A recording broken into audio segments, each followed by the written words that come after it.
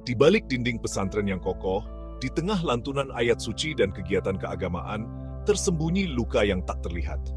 Luka menganga di hati para santri, korban bullying dan senioritas. Di tempat yang seharusnya menjadi oase kedamaian dan pembelajaran, mereka justru menghadapi kenyataan pahit. Rasa takut dan intimidasi menjadi teman setia, membayangi langkah mereka di koridor pesantren. Bagi sebagian santri, hidup di pesantren adalah perjuangan untuk bertahan. Tekanan untuk mematuhi aturan ketat dan tuntutan akademik yang tinggi diperparah dengan perlakuan buruk dari senior atau teman sebaya. Mereka hidup dalam ketakutan, terjebak dalam lingkaran kekerasan yang tak berujung. Suara mereka dibungkam, ditelan oleh hiruk-pikuk kegiatan pesantren. Meskipun luka ini tak terlihat, dampaknya nyata. Rasa percaya diri hancur, harga diri terinjak-injak, dan semangat belajar meredup. Mereka merasa sendirian, terisolasi di dalam komunitas yang seharusnya menjadi tempat berlindung.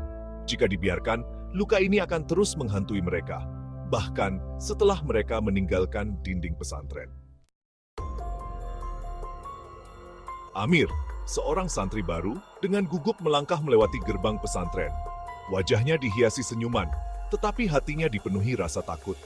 Dia telah mendengar cerita tentang maraknya bullying di pesantren ini. Ketakutannya menjadi kenyataan di hari pertama. Sekelompok senior menghampirinya, memaksanya melakukan hal-hal yang tidak pantas. Amir merasa terjebak. Dia takut menceritakan kejadian ini kepada siapapun. Dia takut dianggap lemah, takut akan pembalasan yang lebih keras. Dia memilih untuk tetap diam, memendam ketakutan dan rasa sakitnya sendiri.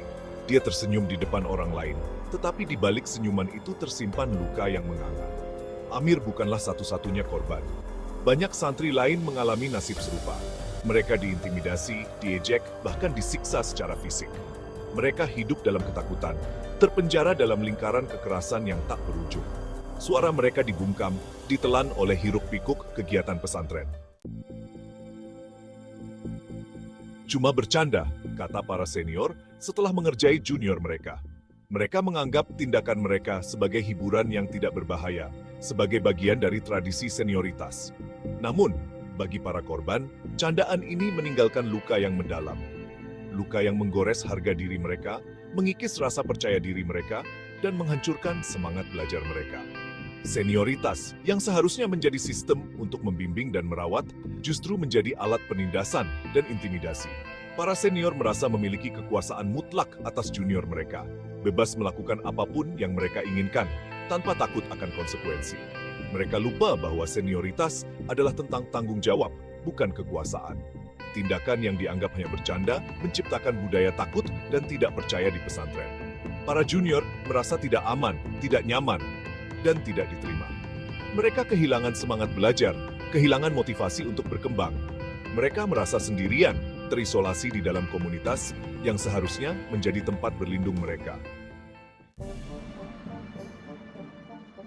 Siapakah pelaku di balik tindakan kejam ini? Mengapa mereka menyakiti teman-teman mereka sendiri? Jawabannya kompleks dan beragam. Beberapa dari mereka mungkin adalah korban bullying, yang kemudian melampiaskan dendam mereka pada junior mereka.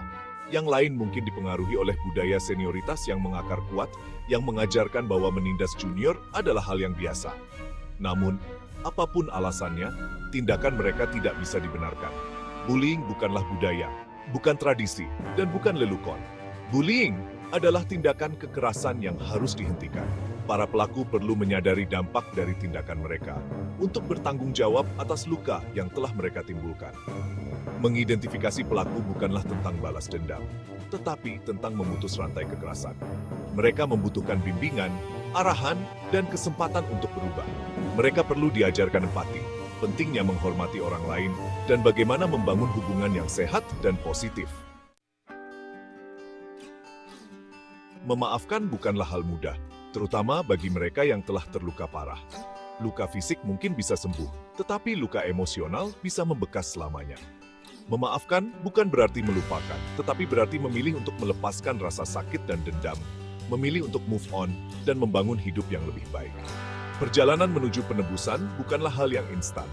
Dibutuhkan waktu, kesabaran, dan kemauan dari kedua belah pihak. Para korban perlu waktu untuk menyembuhkan luka mereka, untuk membangun kembali kepercayaan diri mereka. Para pelaku perlu waktu untuk introspeksi, untuk menyadari kesalahan mereka dan untuk berubah menjadi pribadi yang lebih baik. Memaafkan adalah langkah awal untuk memutus rantai kekerasan. Dengan memaafkan, para korban membebaskan diri mereka dari belenggu rasa sakit dan dendam. Dengan memaafkan, para pelaku mendapat kesempatan untuk menebus kesalahan mereka dan memulai hidup baru yang lebih positif.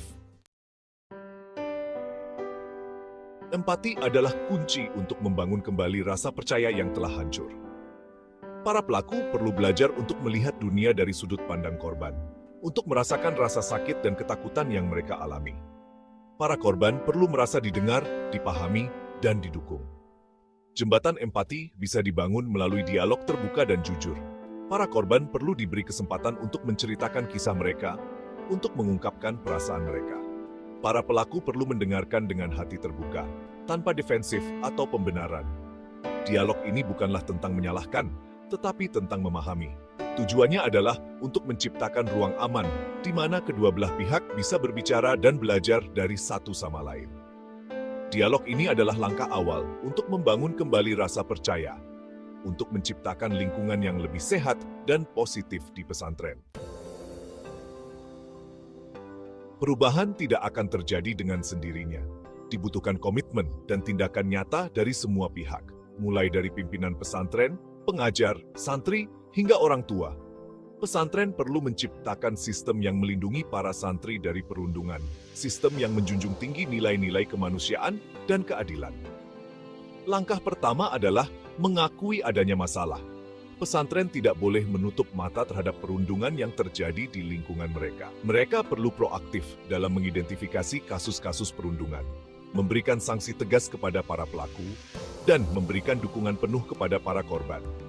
Pesantren juga perlu menciptakan program-program yang mengajarkan tentang empati, tentang pentingnya menghormati orang lain, dan tentang membangun hubungan yang sehat dan positif.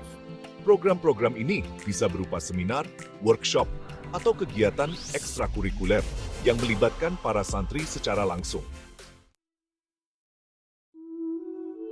Perundungan dan senioritas adalah masalah serius yang harus ditangani dengan serius. Pesantren, sebagai lembaga pendidikan agama, memiliki tanggung jawab moral untuk menciptakan lingkungan yang aman, nyaman, dan mendukung bagi para santrinya. Perubahan tidak akan terjadi dalam semalam. Dibutuhkan waktu, kesabaran, dan komitmen dari semua pihak. Namun, dengan tekad dan usaha yang sungguh-sungguh, kita bisa menciptakan masa depan yang lebih baik bagi para santri.